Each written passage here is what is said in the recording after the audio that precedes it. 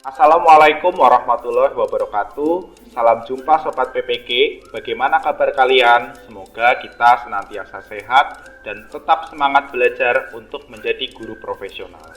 Pada kesempatan kali ini, saya Satrio akan belajar bersama kalian mengenai apa itu pembelajaran berdiferensiasi.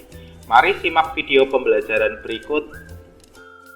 Pada pembelajaran yang pertama, kita terlebih dahulu akan mengenal definisi dari pembelajaran berdiferensiasi. Apakah Sobat PPG di rumah sudah mengetahui apa itu pembelajaran berdiferensiasi?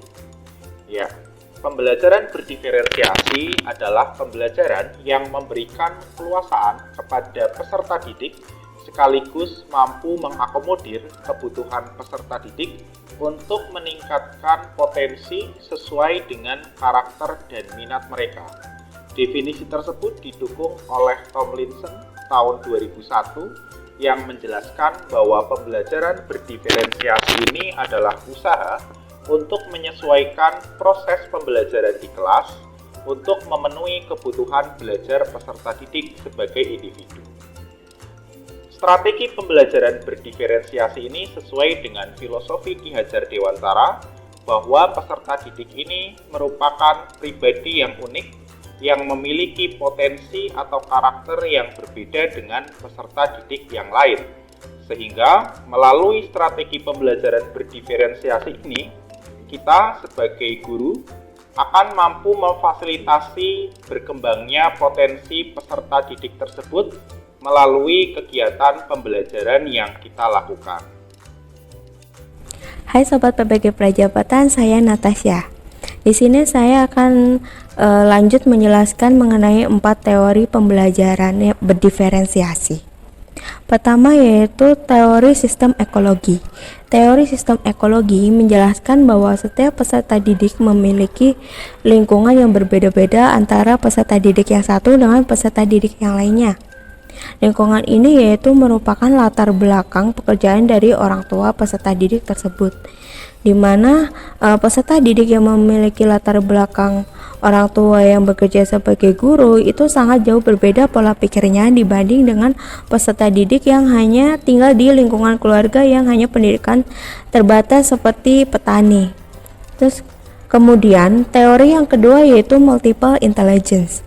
Teori multiple intelligence ini bukanlah kemampuan peserta didik untuk menyelesaikan soal-soal EQ di mana dia hanya terfokus pada soal tersebut dan mengerjakannya pada ruangan yang tertutup. Tetapi pada teori ini menjelaskan bahwa kemampuan peserta didik untuk menyelesaikan persoalan-persoalan yang nyata dalam lingkungan yang berbeda-beda. Contohnya di sini menjelaskan bahwa peserta didik yang sudah terbiasa untuk sosialisasi antar peserta didik yang lainnya, dia cenderung akan memiliki pengalaman yang jauh berbeda dibandingkan dengan peserta didik yang lebih suka untuk menyelesaikan persoalannya sendiri, begitu tidak berkolaborasi dengan peserta didik yang lainnya.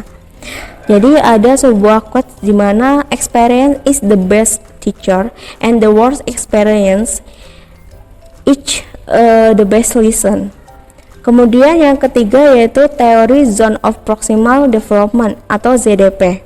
Teori ini menjelaskan bahwa setiap peserta didik memiliki ZDP yang berbeda-beda, maka memerlukan pembimbingan atau instruksi dalam pengembangan potensi peserta didik tersebut dengan cara yang berbeda pula.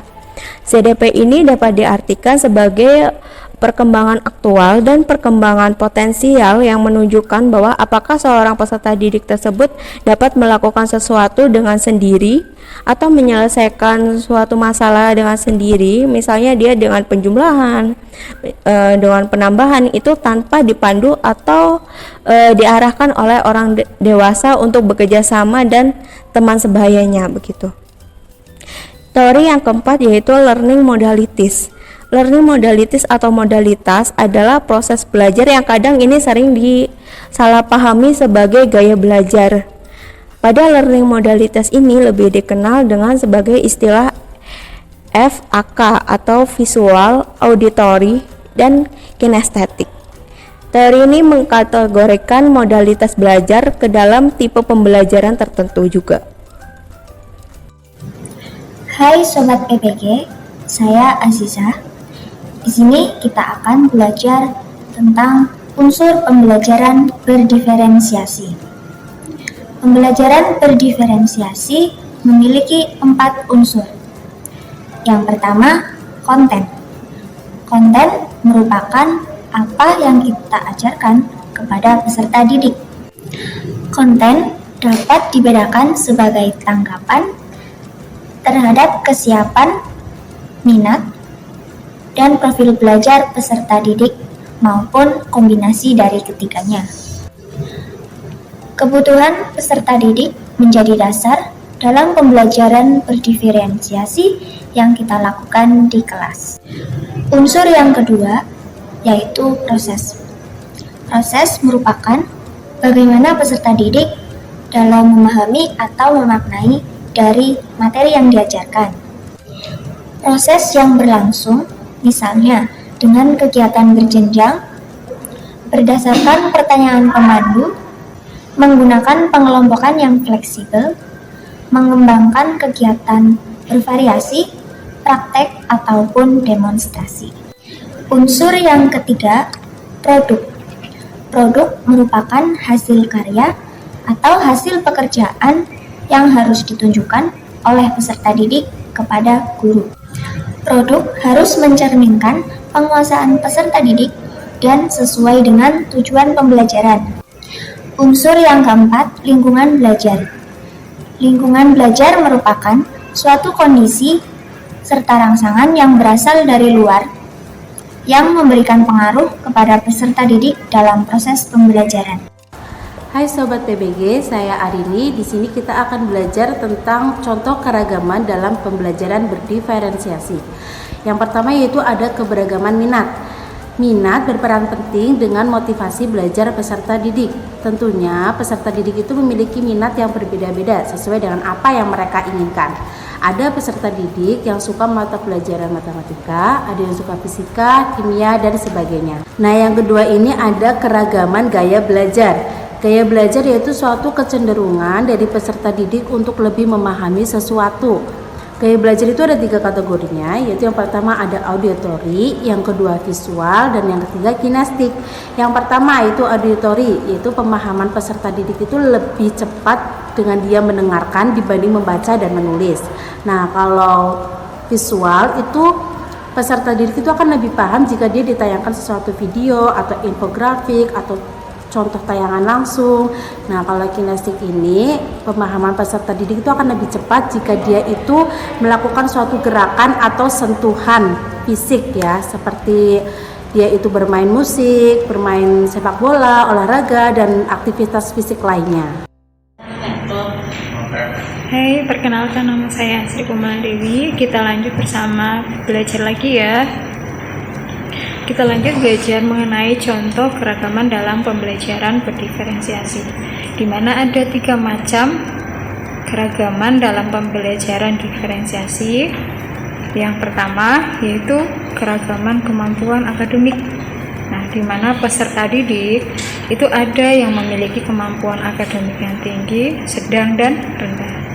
Kemudian yang kedua ada yang namanya keragaman kecerdasan.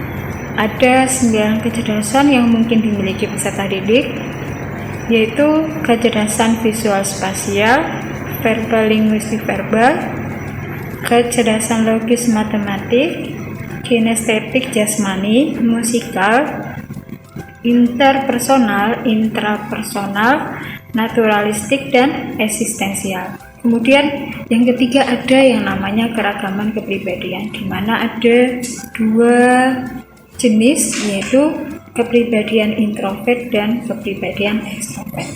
Nah, demikian materi tentang pembelajaran berdiferensiasi. Sekian dan terima kasih. Assalamualaikum warahmatullahi wabarakatuh.